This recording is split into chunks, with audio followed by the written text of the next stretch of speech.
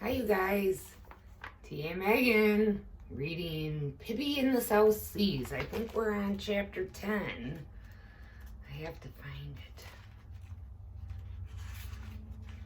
This is my stairway, by the way. All right, chapter 10 is called Pippi Gets Bored with Jim and Buck. Remember? And there's her horse, it looks like. All right, let's read. We're almost done with this book. Oh my goodness. All right, all the children slept soundly that night, but Jim and Buck, they did not. They kept on grumbling about the rain, and when it stopped, they started to argue about whose fault it was that they hadn't been able to get hold of the pearls, and which one of them had really had the stupid idea of going to Kerkerdut Island to begin with. But when the sun rose and dried their clothes, and Pippi's cheerful face popped out of the cave saying, "Good morning," they were determined more than ever to get a hold of the pearls and leave the island as rich men. But they couldn't figure out how to do it. And while all this was going on, Pippi's horse had begun to wonder where Pippi and Tommy and Annika had disappeared to. Mr. Nielsen had returned from his family reunion in the jungle and was wondering the same thing. He also wondered what Pippi would say when she found out that he had accidentally lost his straw hat. Mr. Nielsen jumped up on the horse's tail, and the horse trotted off to find Pippi. Finally, he found his way to the south side of the island. That is where he saw Pippi stick her head out of the cave, and he whinnied at her happily. "Look, Pippi, there's your horse," cried Timmy. "Mr. Nielsen is sitting on his tail," said Annika. Jim and Buck heard this, and they realized that the horse who was trotting along the beach belonged to Pippi, the red-headed girl in the cave. Buck went and grabbed the horse by the mane. "Now listen, you little monster," he shouted at Pippi. "I'm gonna kill your horse." "You're gonna kill my horse, whom I love so dearly?" said Pippi. "My nice, good horse. Oh, you can't mean it." "Yes, I probably will have to," said Buck. "That is, if you don't want to come here and give me all them pearls. All of them, do you hear? Otherwise, I'll kill the horse this very instant." Pippi looked at him gravely. "Please," she said, "I'm begging you. Don't kill my horse, and don't let the children keep their pearls." "You heard me," Mean Buck said. "Hand over them pearls this very minute, or else." And then, in a low voice, he said to Jim, "Just wait until she comes with the pearls. Then I'm gonna give her a whooping to pay for her back for this miserable rainy night. And as for the horse, we'll take him along on board and sell him when we get to another island."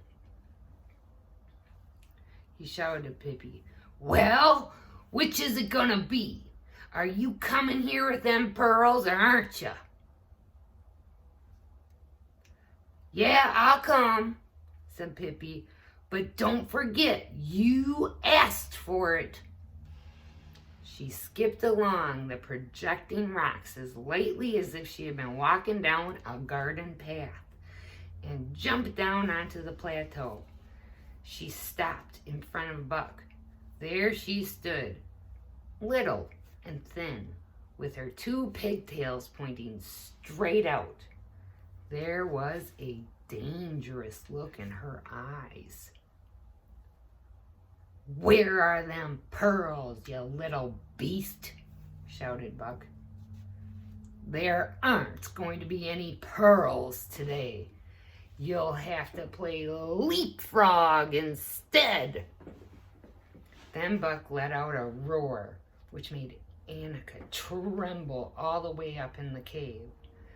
"That's it, I'm gonna kill both of you, you and your horse," he yelled, and he lunged at Pippi.